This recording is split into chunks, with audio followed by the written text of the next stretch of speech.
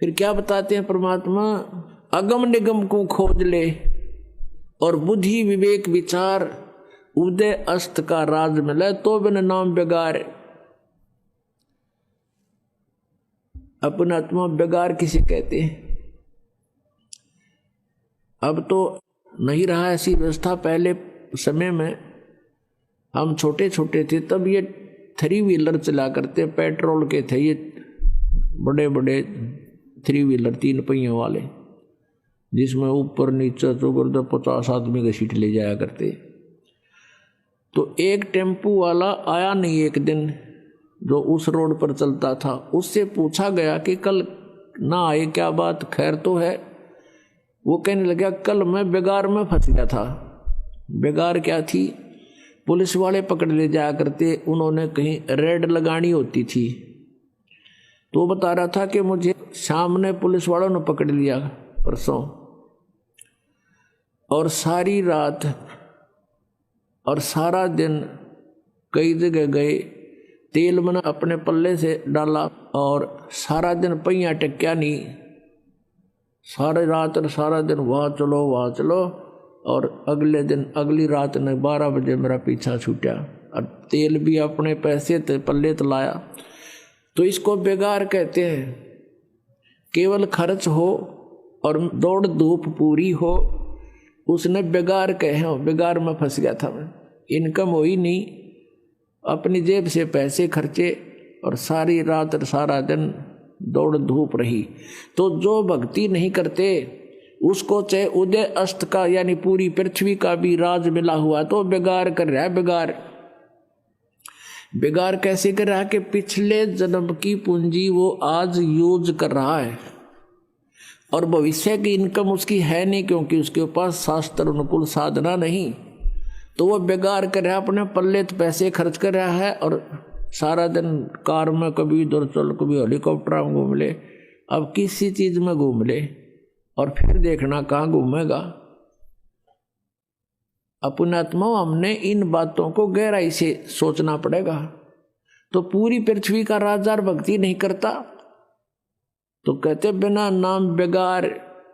तो फिर कहते हैं 3 लोक का भी राज जीव को जय कोई दे, और लाख बधाई के एक रजन नहीं नाम तेने।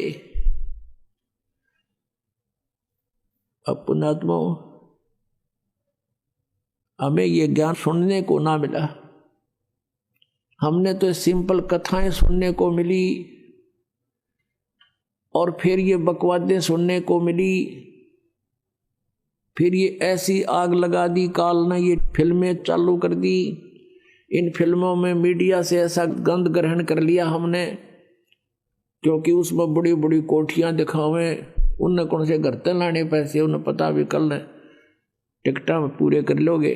उसमें इतनी बढ़िया शादी सूदी कर कर बैंड बाजे रूड़े लाइन में बजाने वाले और पता नहीं किस तरह सजा दजा के जाए।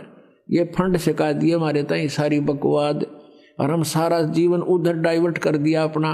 सारा जीवन पैसे कमावें इधर उधर अटपट करके और फिर ब्याह में खर्च दें या कोठी बनाने में ला दें। कल न मृत्यु हो जाएगा, देख बनकर खड़े हो जाते हैं। वह कोठी के काम आई। तो पुण्यात्माओं मन हटाना पड़ेगा इस बकवादों से यदि भक्ति करना चाहते हो। और हमारा उद्देश्य आपको यहाँ केवल संसारिक सुविधाएं देना नहीं है।